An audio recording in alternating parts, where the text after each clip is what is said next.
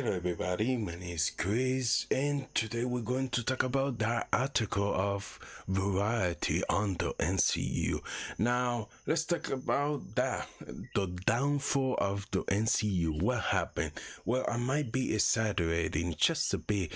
An article was released detailing a bunch of things going on behind the scenes of the MCU that has really got me thinking. Oh boy, how far have the mighty has fallen. Now, I'm going to break down this article by Variety, talking about some of the things going on with Marvels and a couple of changes that we might see coming on in the near future. Now, Variety put out another article titled Crisis on Marvel, Jonathan Majors' backup plan. The Marvels reach reviving original Avengers and more issues review. And in this article tells us about events of this past September where Kevin Feige and a group of the other Marvel executives went off to Palm Springs to do their annual studio retreat to kind of touch up about what they want to plan for the future of the MCU and some of the things they need fixed. And where apparently this time around that annual meeting turned into a big cleanup mess. Starting off with the things on the agenda here, the Jonathan Majors situation. In the Variety article, they said that here, the most pressing issue to be discussed at the retreat was what to do about Jonathan Majors, the actor who has been poised to carry out the next phase of the Marvel Cinematic Universe, but instead is headed to a high-profile trial in New York this month on a domestic violence charge. The article goes into further detail that Kevin Feige and the executives already started talking about possible backup plans in case things go south with Jonathan Majors, and this turned into something that his lawyers were promising to the public that it would be taken care of so quickly as soon as they show all the evidence to the judge, and he'll be proven innocent and he can be let free to continue being Kang the Conqueror in the MCU. I would say that acting-wise, I do really like him as Kang the Conqueror, and Jonathan Majors is a very talented person. But when all the evidence was presented to the judge, and he looked at it and he said like, I don't see innocence here and we're going to trial. And that created a worry for Marvel because they wanting to make this man the new Thanos of the MCU. So Marvel's plan in this article they mention is to pivot. They're saying that they're strongly considering maybe going to a different villain like Dr. Doom, which could work out. It just sucks that you have all this build up and an Avengers movie literally titled Avengers Kang Dynasty. Are you going to retitle that Avengers Doom Dynasty? I guess it's also worth pointing out that throughout that Kevin Feige already has doubts about Kang the Conqueror even before all the legal issues came up, because the article does mention that the poor box office performance of Ant-Man the Wasp: Quantumania already made Kevin Feige go, maybe he shouldn't be the big bag of the MCU and we need to change things. In my opinion, on that situation, it is very sticky, but I don't think that the poor box office of Quantumania is because of Jonathan Majors or Kang the Conqueror. But looking at it from just a fan perspective, I thought they handled the introduction of Kang and his big presence as the big bag so drastically different than the way they did it with Thanos. Thanos only had like 5 minutes of screen time total before he finally became the big bad villain in Infinity War. But we Kang, he's been showing up in the TV series of Loki, then he's a secondary villain and Ant-Man in the Wasp, and it just Quantumania, it just doesn't scream a giant big bag.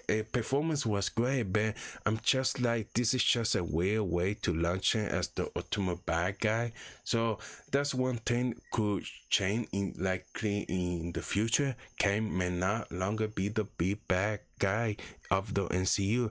The next thing that they started talking about here is some of the underwhelming box office performance of the recent Marvel films, like Amanda was contemplating underperforms, and Guardians of the Galaxy Volume 3 did awesome, but I think that a lot of people expected that movie to crack $1 billion, and it didn't. And now the upcoming Captain Marvel sequel, The Marvels, is also looking to underperform. So it's got Kevin Feige and Marvel executives scratching their heads like how could we bring back these MCU fans?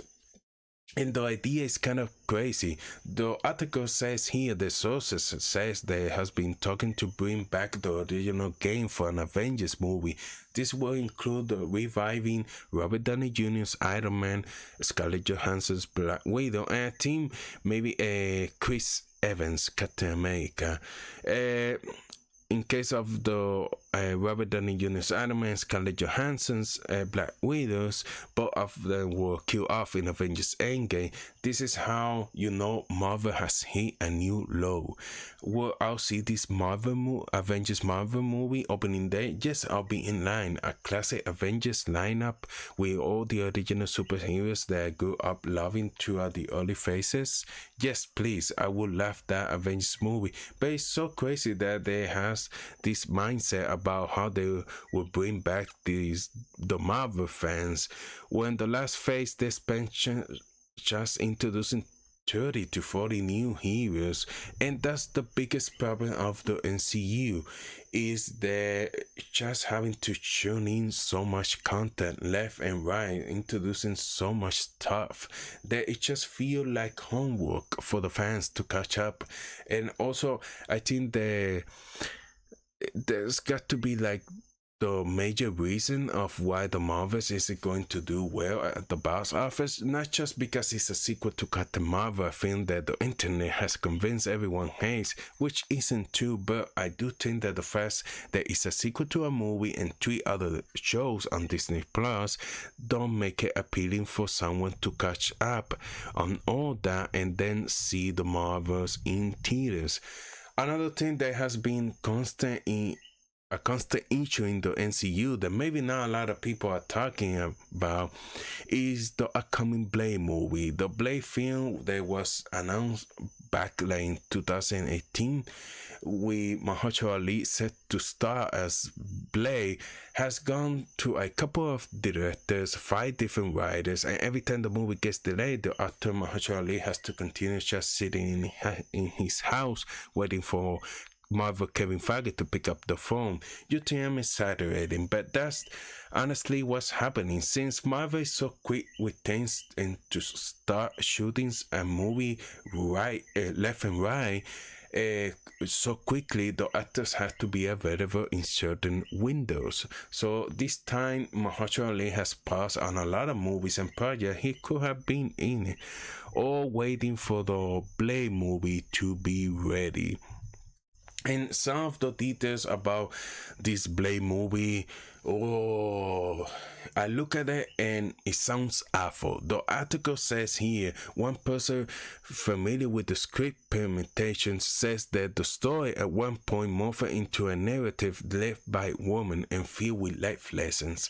Blade was regulated to a 4 lead, a bizarre idea considering that the studio had 2-time Oscar-winning Ali on board. And I'm like, what are you cooking in there, Kevin Feige? Like, a woman leading a Marvel superhero is fine with me. I'm excited for the Marvels, while most people are crapping on it. They released a clip for that the other day and it looks like a lot of fun. But when I go to see a Blade movie, I'm expecting Blade to be the main star of his movie and not the 4 lead character. And Blade, I feel that it almost feel like it has to be like mindless blood violence with some cool actions and a decent story. But life lessons, what are you doing? At least one good news came out of this article. It mentions they hired Michael Green, the script writer from Logan, to do the latest script for Blade. But I'm telling you, if this movie gets delayed even one more time, the star is going to leave, and this film might be cancelled. Although together, it's so sad to see Marvel struggling so hard, and I really just think it comes down to Kevin Feige. He does have good ideas, but they're stretching too thin when it comes to the TV shows, pumping out all these movies. They had one man doing too much thing. It was impossible for him to keep his eye on everything and make sure it was coming out good. If I have it my way, I would cut all the TV shows stuff entirely and go back to only movies, just having focus on a storyline and a plan to out. Quantity over quality has gone crazy with Marvel, and this article is just proof of that. This is the start you think was scoopers will reveal online. You're like, I don't believe that. But this is variety. This is as professional as it gets in the movie news world. And really, this is even touch upon the major issues going on here. There's talks about the whole VFS, unionizing against Marvel because they just continue to do last minute change to the visual effects on the movies, and it's just so many hours they don't see their families. They are not happy with the job, and I feel like we have seen that. Like, you go back to the movies that just came out like 10 years ago, there's some VFS 10 years old movies that look way better than the VFS today, because those workers back then were given literally time and were given the comfort to finish the movie, where the movies today is like, hey, chop chop, this movie got to be ready in 30 minutes. So it's truly awful. But why I continue to stay positive and hope they can turn things around. I'm not going to become like a Marvel hater. I'm always wishing the best for these studios, because I enjoy so much the movies. They bring me comfort, and it's not fun to talk trash on them. But sometimes as fans, we got to be honest when things aren't working and they need to do some change. So those are my thoughts on the MCU article by Variety, a very detailed article about some really big news and insight on the recent events on Marvel. So let me know down in the comments below, what do you think Marvel should do? What are the best strategy regarding to the news on this article? So if you enjoyed this video, hit the like button, consider subscribing to the channel, and thank you for watching. Bye bye.